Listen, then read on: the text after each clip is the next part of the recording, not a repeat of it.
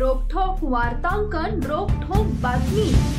लोखंडी पहाडीने वार करून खून, पोलिसांनी पश्चिम बंगालमधून आरोपीला घेतले ताब्यात।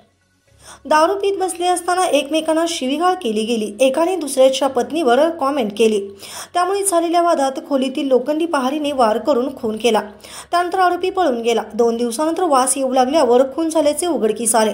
परंतु खुनाची घटना घडल्यानंतर 2 दिवसानंतर मृतदेह सडू लागल्याने त्याची ओळख पटू शकत नव्हती। फक्त तिथे 2 सुतार राहत होते इतकीच माहिती पोलिसांना मिळू शकली होती। खून झालेला कोण आणि आरोपी कोण याचा काही पत्ता लागत नव्हता। अशा वेळी पोलिसांच्या मदतीला धावून आला रक्ताने माखलेला एक मोबाईल। रक्ताने माखलेला मोबाईलच बोलला आणि मृताची ओळख पटली आणि आरोपीचे नाव समजले। भारतीय विद्यापीठ पोलिसांनी पश्चिम बंगालमधील हावडा येथे जाऊन आरोपीला पकडून आणले। नयन गोरखप्रसाद, वय वर्ष 45, मूळ राहणार दुमडा तहसील तारवारा, जिल्हा सिवान, बिहार असे खून झालेल्याचे नाव आहे।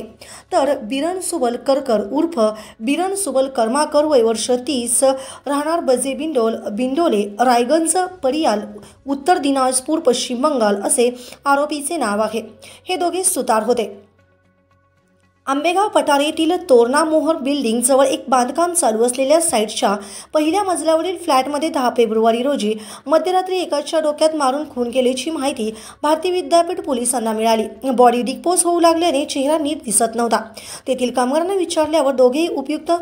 विचारल्यावर कोणतीही उपयुक्त माहिती मिळाली नाही। त्यामुळे मयताची ओळख पटणे अवघड झाले होते। त्या खोलीत रक्ताने माखलेला एक मोबाईल पोलिसांना मिळाला। त्यावरून मयताची ओळख पटवण्याच्या सूचना वरिष्ठ पोलीस निरीक्षक सावळाराम साळगावकर यांनी तपास पथकाचे अधिकारी निलेश मोकाशी यांना दिली। रक्ताने माखलेल्या मोबाईल फोनचा तांत्रिक तपास केल्यावर नयन प्रसाद याचा खून झाल्याचे लक्षात आले।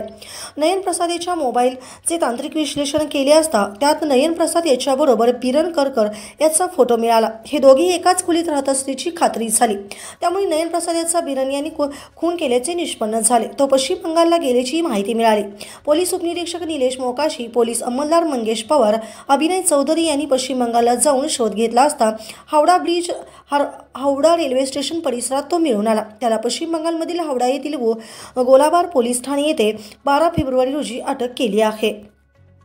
महाराष्ट्रातील महत्त्वाच्या आणि ताज्या बातम्या पाहण्यासाठी आमच्या जय हो न्यूज चॅनलला सबस्क्राइब करा आणि बेल आयकॉन प्रेस करा।